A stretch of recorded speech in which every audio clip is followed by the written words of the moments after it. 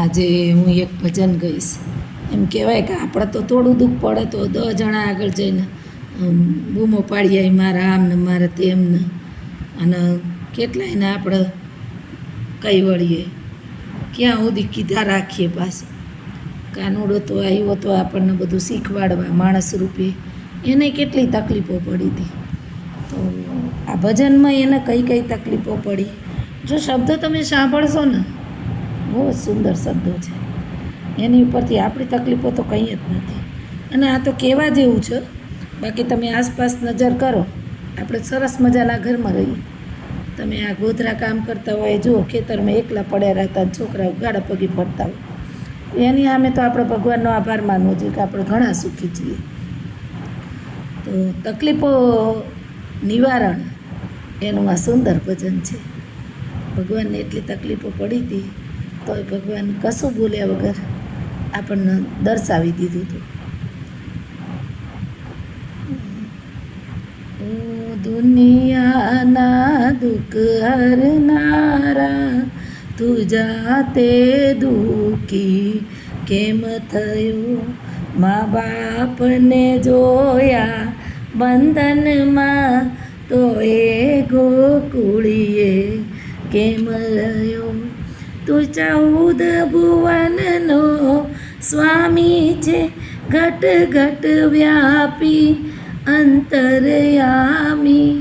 સગળા સુંદર સ્થળ છોડીને તારો જન્મ જેલમાં કેમ?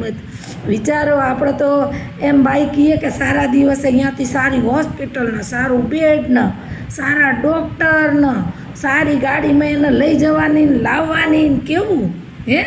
હજુ તો બાળક જન્મી ના હોય તો એને રમકડાથી ફૂલ આપણે ભરી કાઢીએ, રૂમ ને એની ગાડી લઈ લઈને, ફલાણું લઈ લઈ. હે, ભગવાન તો જેલમાં જન્મ્યા હતા અને મધરાતે ને ભર વરસાદે ટોપલામાં વરસતા વરસાદે ગયા હતા. એની છત્રી શેષનાગ બની હતું. તો આની પરથી શીખવું જોઈએ કે કેટલું બધું આપણે સુખી છીએ એમ. તું 14 ભુવનનો સ્વામી છે, ઘટ ઘટ વ્યાપી અંતરયામી. 14 ભુવનનો સ્વામી, ક્યાં એને જોઈ એવી જગ્યા જડી જતો હોય.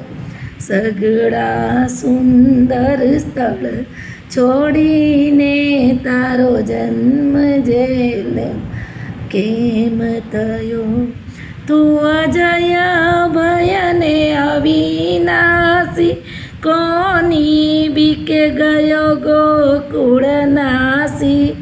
મધરાતે ને ભર વરસાદે તું પોતે કેમ હેરાન થયો? તું જગદ ગુરુને યોગેશ્વર, ભગવદ્ ગીતાનો જ્ઞાનેશ્વર. નિર્બંધ છતાં વ્રજ ગોપાલણના બંધનમાં તું કેમ રહ્યો? ઓ દુનિયાના દુઃખ હરનારા, તું જાતે દુઃખી કેમ? અજય અભયને અવિનાશી હતો તોય ગોકુળમાં નાસી જવું પડ્યું હતું, આપણને શીખવાડવા માટે.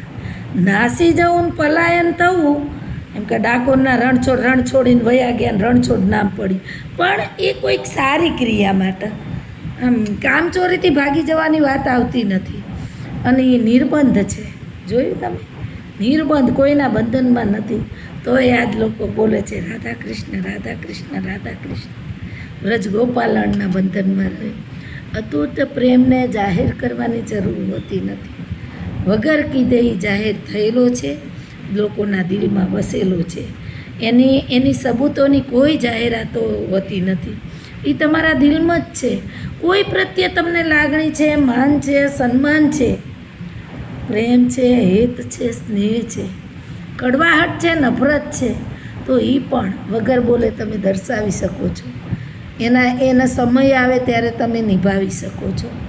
તો ઘણા સારા ભજનો છે અને હું જ્યાં જ્યાં લીટી આવે ત્યાં મને બોલવું ગમે છે, સમજાવવું ગમે છે. કેમ કે તમને લોકોને નહીં પણ મારા બાળકો માટે હું પ્રાર્થના સભામાં ગાઉં છું ત્યારે એક એક લીટીનો અર્થગ્રહણ આપણને સરકારે આપ્યું છે કે ભાઈ તમે પાઠ ભણાવો તો શબ્દનો અર્થ એને ખબર હોવી જોઈએ અને એ અર્થને એને ગ્રહણ કરવો જોઈએ જીવનમાં. તો મારી તો તમામ વાતો અર્થગ્રહણવાળી હોય છે. અસ્તુ.